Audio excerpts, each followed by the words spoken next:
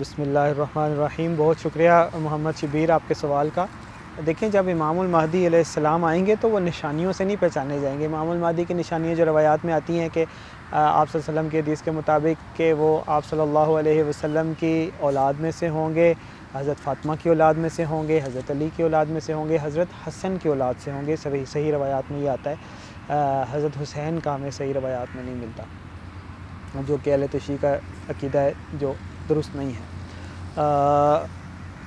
تو اور پھر کیا نشانی ہے کہ ان کی ناک اونچی ہوگی، پیشانی چوڑی ہوگی۔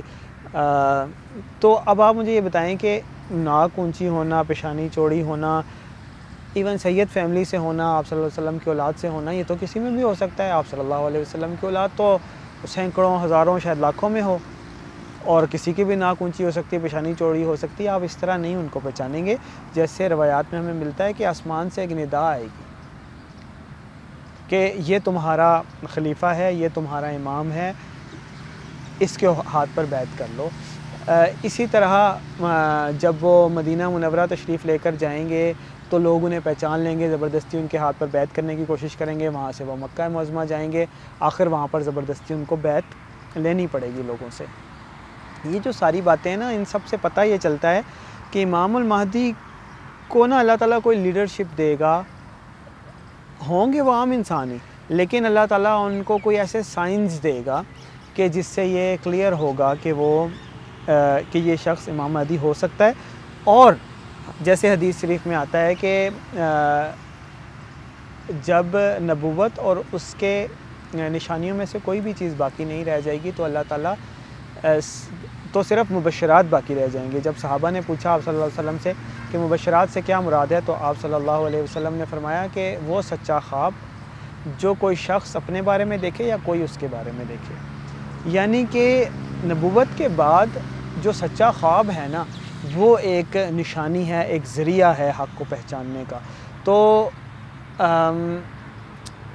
یعنی جو لوگ اللہ سے دعا کریں گے، اللہ تعالیٰ کی توفیق جن لوگوں کو ہوگی، ان کو اللہ تعالیٰ خوابوں کے ذریعے بھی رہنمائی فرمائے گا۔ اس سے بھی ان کو پتہ چلے گا کہ امام مہدی کون ہے۔ اور جیسے ہم ڈسکس کر چکے ہیں کہ امام المہدی کی نشانیاں پوری ہو چکی ہیں، وہ کسی بھی وقت ظاہر ہو سکتے ہیں۔ تو یہ ٹائم ہے کہ میں اور آپ دعا کریں اللہ تعالیٰ سے کہ اللہ ہمیں حق رستہ دکھا، اور جس نے بھی امام مہدی بننا ہے ہمیں اس کی پہچان عطا فرما اور اس کا ساتھ دینے کی توفیق عطا فرما، کیونکہ یہی وہ وقت ہے کہ جب کم لوگ ساتھ ہوتے ہیں، جب کوئی ساتھ نہیں دے رہا ہوتا، تب ساتھ دینا ہوتا ہے۔ تو جب اللہ تعالیٰ رہنمائی فرماتا ہے تو پھر پتہ بھی چل جاتا ہے کہ یہ سید فیملی سے ہیں یا نہیں۔ آپ کو ناک بھی اونچی نظر آ جائے گی ہے یا نہیں، ماتھا بھی آپ کو، پیشانی بھی کشادہ نظر آ جائے گی ہے یا نہیں۔ تو انشاءاللہ اللہ تعالیٰ کی توفیق سے یہ سب ہوتا ہے۔ اللہ کو مانگنے سے ہوگا، نشانیاں پہچاننے سے نہیں ہوگا۔ جب اللہ آپ کو توفیق عطا فرمائے گا، آپ ان کو اللہ کی ڈائریکشن سے، اللہ کی ہنٹ سے، اللہ کے بتائے ہوئے ایک گائیڈنس سے دیکھ لیں گے، ڈھونڈ لیں گے، تو پھر آپ نشانیاں پوری کریں گے۔ جیسے حضرت سلیمان فارسی تھے، اللہ کی رحمت سے نبی مکرم صلی اللہ علیہ وسلم تک پہنچ چکے تھے۔ اب وہ نبی مکرم صلی اللہ علیہ وسلم پر نشانیاں پوری کر رہے ہیں کہ صدقہ لیتے ہیں یا نہیں، ہدیے کا مال کھاتے ہیں یا نہیں، کمر پر مہر نبوت ہے یا نہیں۔ وہ پہنچنے کے بعد ہوا، یہ نہیں کہ سارے لوگوں میں سے، انسانوں میں سے ڈھونڈنا شروع کر دیا، یار اس کے کمر پہ مہر نبوت ہے یا نہیں، اس کی کمر پہ ہے یا نہیں، اس شخص میں یہ نشانی ہے یا نہیں، یہ شخص ہدیہ کھاتا نہیں۔ ایسے نہیں ہوتا۔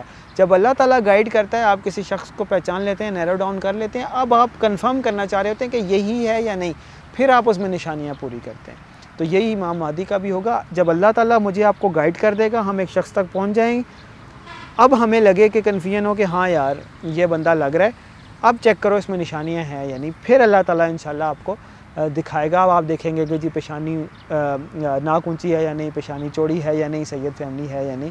تو اللہ تعالیٰ ہم سب کو حق دکھائے اور حق کی پیروی کرنے کی توفیق عطا فرمائے، باطل کی پہچان عطا فرمائے اور باطل سے بچائے۔